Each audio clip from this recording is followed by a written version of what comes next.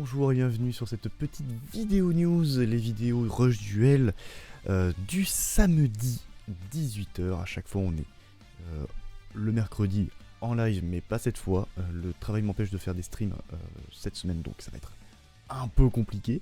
Mais j'ai trouvé un moyen, un petit moment pour vous parler des news un peu plus en vidéo classique YouTube. Et on va voir du coup plein de petites choses, notamment des structures deck et de la 5e anniversaire, du pack du 5e anniversaire. Et on va commencer par ceci justement. Pour une fois, on va pas parler de une carte, mais de 4. Et les 4 cartes, vous les voyez, elles sont ici: Lumineuse Merveille, Axel, Éclat Ombragé, Dragon Vision aux yeux bleus et Frontière Proti Exadorable, qui est un ajout alors que les autres sont des reprints. Et on va les voir du coup les unes après les autres, voir ce que ça fait, est-ce que c'est intéressant de faire des reprints de ça ou pas. Et on va commencer avec la Lumineuse Merveille Axel, qui est un monstre magicien lumière de niveau 5 qui a 1700 d'attaque et 1800 de défense. Un monstre assez classique du coup, mais qui va très bien tourner avec Rose Célèbre. On envoie la carte du dessus du deck au cimetière, on dévoile les 4 cartes au-dessus de notre deck. On peut envoyer maximum 2 cartes non pièges au cimetière et mélanger le reste dans le deck. Pourquoi c'est intéressant avec Grosse Célèbre? C'est intéressant avec plein d'autres decks, on va pas se mentir. Mais avec Grosse Célèbre c'est très intéressant parce que ce sont des cartes non pièges. Donc, à l'instar de Seven's Road, où on peut envoyer 2 monstres d'attributs différents qu'on n'a pas encore dans le cimetière, avec Grosse Célèbre on peut envoyer des magies d'équipement, et ça c'est intéressant. Pour justement garnir en fait ton cimetière, que ce soit avec des magies d'équipement pour Célèbre, avec des monstres d'attributs différents pour Seven's Road, mais il y a plein d'autres decks comme ça. Je pense à Cyberdragon, vu qu'on va en parler dans pas longtemps. C'est un monstre lumière magicien certes, mais tu peux garnir ton cimetière de monstres Cyberdragon, donc ça peut être intéressant si tu n'as pas les cartes les plus intéressantes à mettre dans ton deck, évidemment. L'autre carte c'est bien évidemment le Dragon Vision aux yeux bleus, qui est une carte issue du Structure Deck. Yeux bleus n'a pas vraiment eu de support depuis. Donc lui c'est un lumière dragon de niveau 8 qui a 2500 d'attaque et 2000 de défense, contrairement aux yeux bleus classiques. Si on a un monstre de type dragon de minimum niveau 8 face recto sur le terrain, tenez-vous bien, on peut invoquer spécialement cette carte en position de défense, ce qui est assez rare je trouve. L'invoque P, depuis la main en tout cas. La condition d'activation, c'est renvoyer la carte du dessus de votre deck au cimetière pour pouvoir faire devenir le Dragon Vision aux yeux bleus Dragon Blanc aux yeux bleus, pour le coup. Et si on invoque par fusion le Dragon Ultime aux yeux bleus, bah cette carte compte comme 2 matériels. Et ça, c'est vraiment très intéressant. C'est juste une reprint, c'est pour ça qu'on va pas trop s'attarder là-dessus non plus. Est-ce que c'est vraiment utile? Je ne sais pas. Mais pour les 5 ans...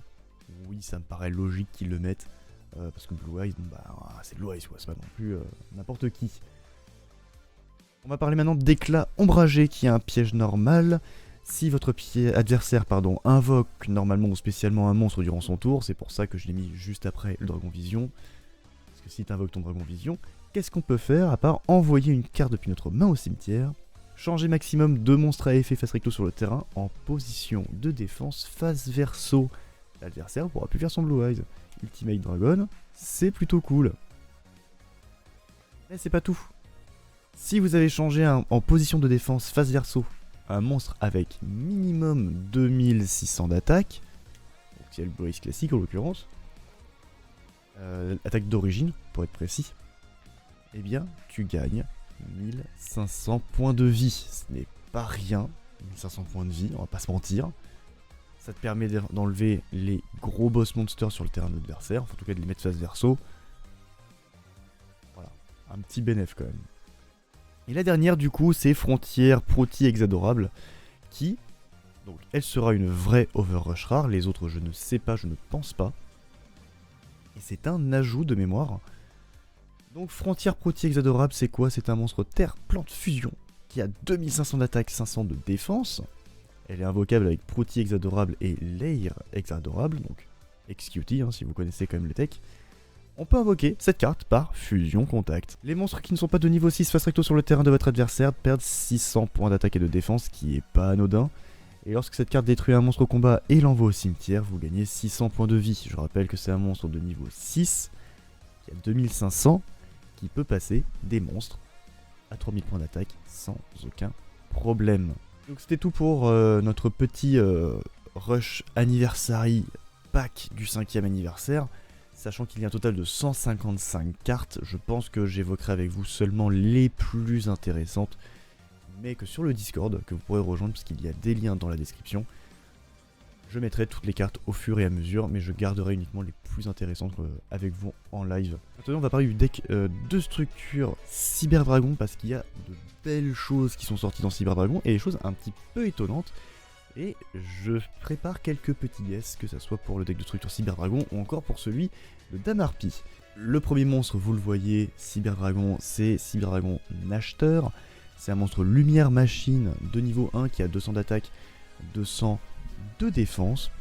Et durant votre main phase où vous invoquez normalement ou spécialement cette carte, on peut envoyer un monstre depuis notre main au cimetière. Ce tour, le nom de cette carte devient Cyber Dragon, ce qui est super pour le deck parce que, comme je le disais la dernière fois avec Zwei, ça nous manque d'avoir des cartes qui deviennent Cyber Dragon sur le terrain. Donc, très cool d'en avoir un autre. Ensuite, on peut invoquer spécialement un monstre de type machine avec minimum 2100 d'attaque ou de défense depuis le cimetière face recto sur le terrain.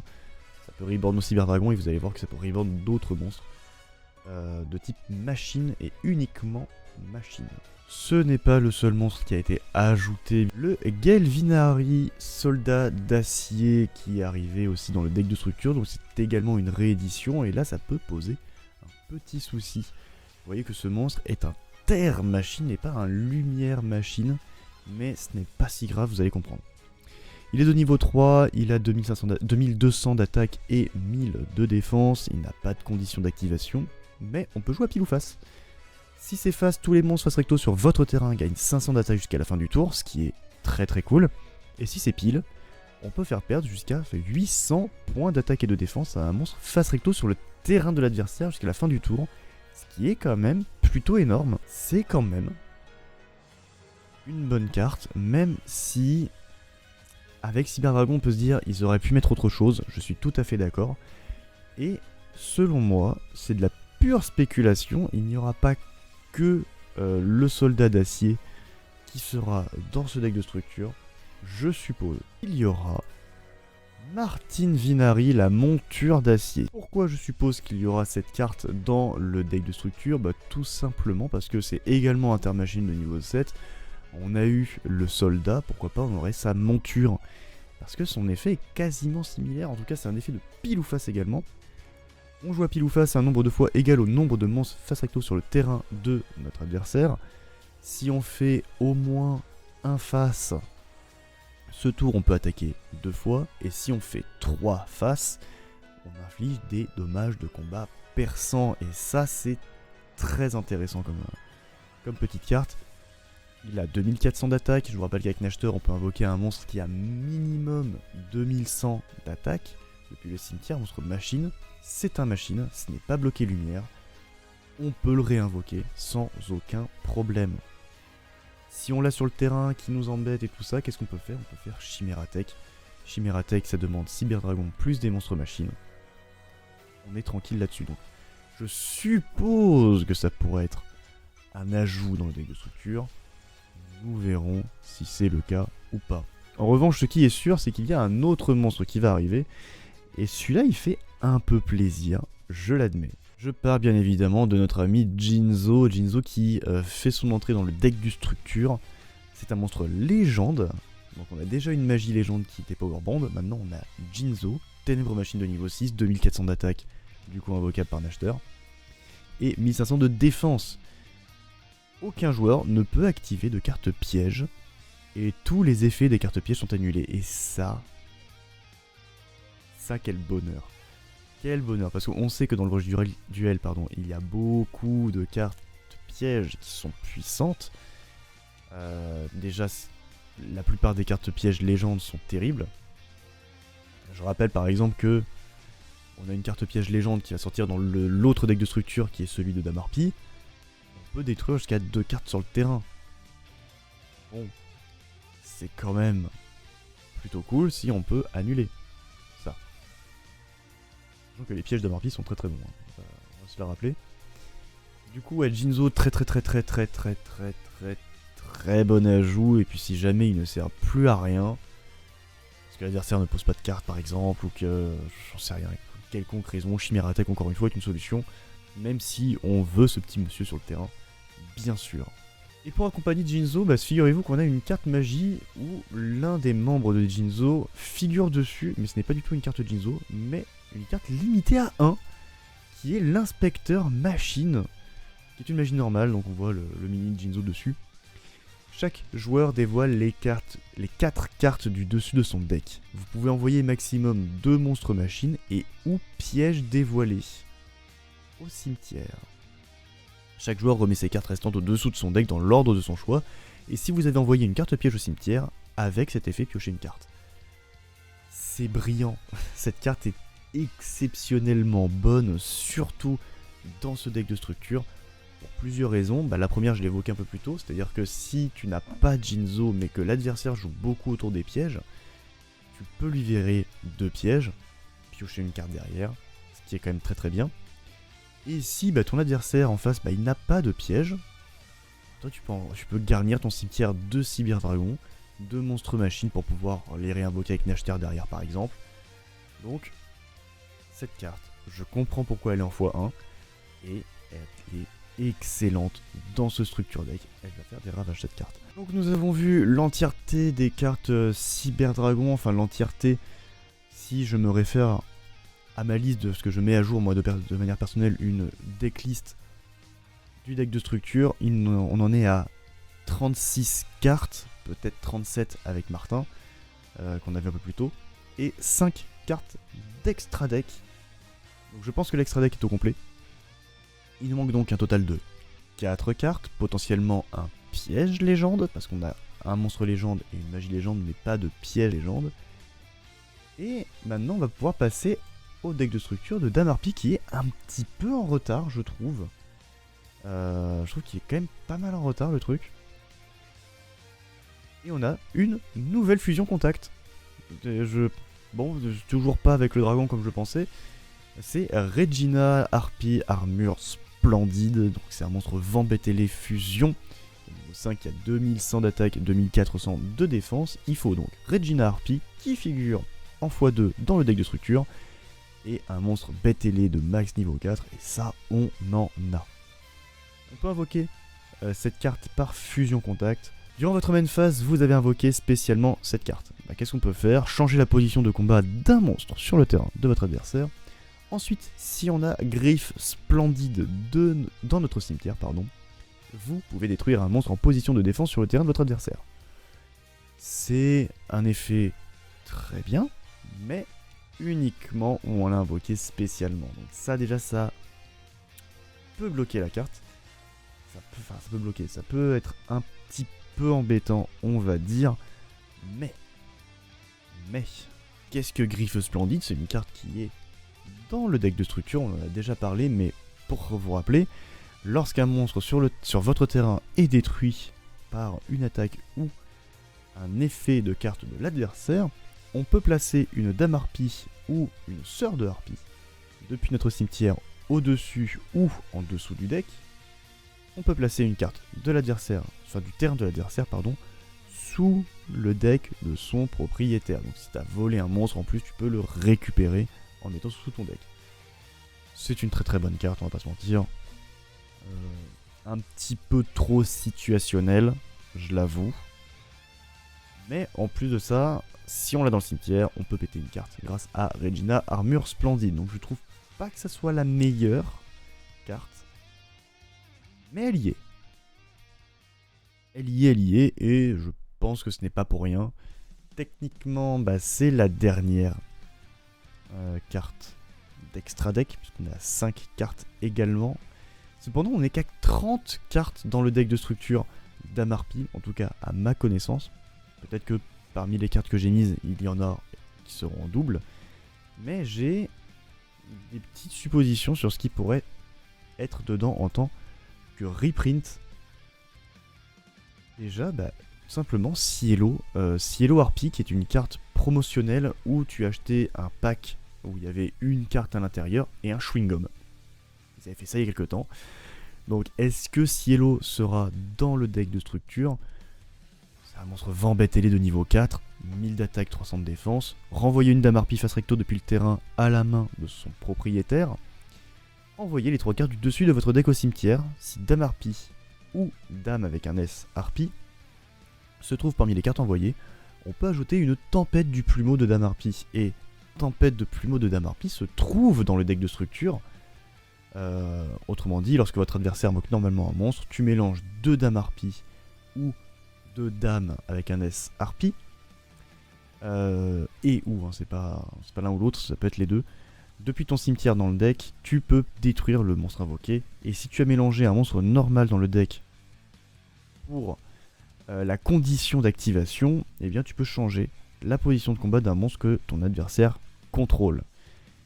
Donc, si tempête de plumeau de dame harpie est dans le deck de structure, je vois pas pourquoi Cielo n'y serait pas. D'ailleurs, je ne vois pas pourquoi Cielo Harpie ne serait tout simplement pas dans le deck de structure, hein, clairement. Ça a toute sa place. Hein. Mais ce n'est pas tout. Je pense qu'il y a une deuxième carte qui pourrait se glisser dans ce deck dans les jours à venir.